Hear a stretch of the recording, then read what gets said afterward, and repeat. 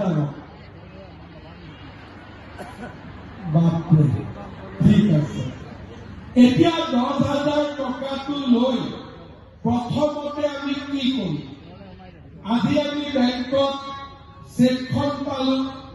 চেকখন আমি বেংকত জমা দিম মই কিয় এই কথাটো কলো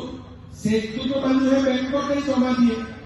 কিন্তু তথাপিতো মই আপোনালোকক কলো যে চেকখন বেংকত জমা দিম কিয়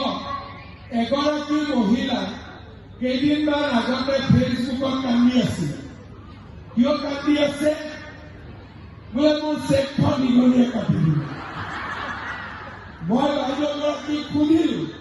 চেকখন নিগনিয়ে কাটিব কেনেকে সুবিধা পালে বোলে নহয় চেকখন চাই থাকি ভাল লাগে সেইকাৰণে কেইদিনমান টেবুলৰ ওপৰত থৈ দিছিল যি নহওক আপোনালোকে চেকখন লৈয়ে বেংকত জমা দিব কাৰোবাৰ যদি নাম ভুল থাকে সখী বাইদেউসকলক দিব ইউজুৱেলি ভুল নাথাকে ফৰ্মত যেনেকে নাম লিখিছিল তেনেকে নাম আহিছে কিন্তু লিখোতে যদি ভুল হৈছিল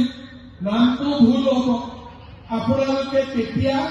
সখী বাইদেউসকলক উভতাই দিব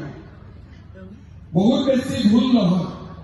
10,000 টকাটো পোৱাৰ পিছত তিনিটা ৰাস্তা এটা হ'ল আমাৰ এটা আত্মসহায়ক গোট আছে গোটৰ একাউণ্ট আছে CNA বেংকৰ পৰা আমি লোনো পাওঁ এই গোটত আমি 10,000 1 লাখ টকা জমা কৰিম গ্ৰুপত যোনে কাম কৰিব খোজে